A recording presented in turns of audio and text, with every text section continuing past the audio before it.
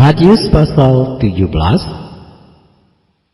6 hari kemudian, Yesus membawa Petrus, Yakobus, dan Yohanes saudaranya, dan bersama-sama dengan mereka, ia naik ke sebuah gunung yang tinggi.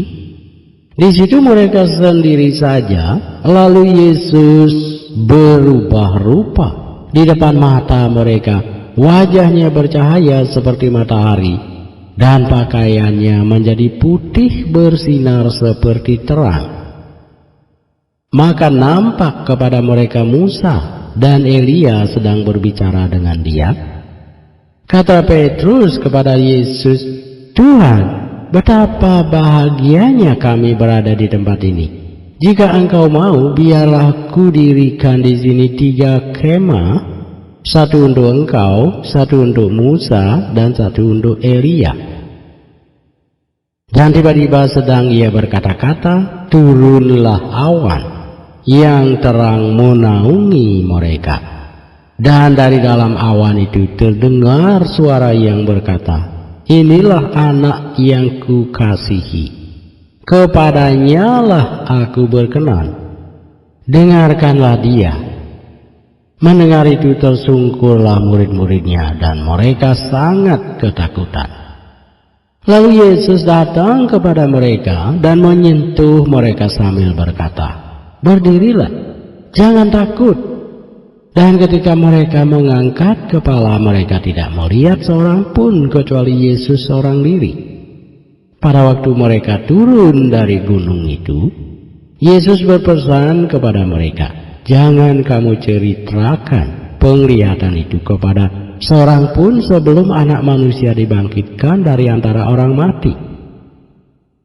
Lalu murid-muridnya bertanya kepadanya, "Kalau demikian, mengapa ahli-ahli Taurat berkata bahwa Elia harus datang dahulu?"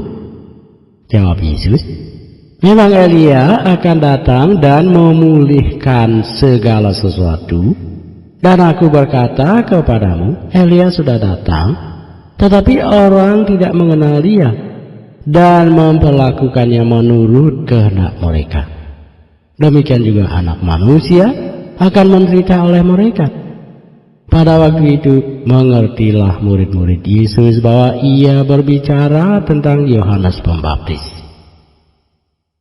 Ketika Yesus dan murid-muridnya kembali kepada orang banyak itu, datanglah seorang mendapatkan Yesus dan menyembah, katanya, "Tuhan, kasihanilah anakku. Ia sakit ayan dan sangat menderita. Ia sering jatuh ke dalam api dan juga sering ke dalam air. Aku sudah membawanya kepada murid-muridmu, tetapi mereka tidak dapat menyembuhkannya." Maka kata Yesus, "Hai kamu angkatan yang tidak percaya dan yang sesat, berapa lama lagi aku harus tinggal di antara kamu? Berapa lama lagi aku harus sabar terhadap kamu? Bawalah anak itu kemari." Dengan keras Yesus menegur dia. Lalu keluarlah setan itu daripadanya, dan anak itu pun sembuh seketika itu juga.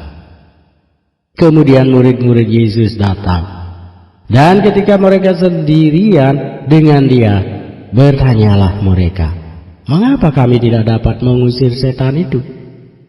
Ia berkata kepada mereka, "Karena kamu kurang percaya.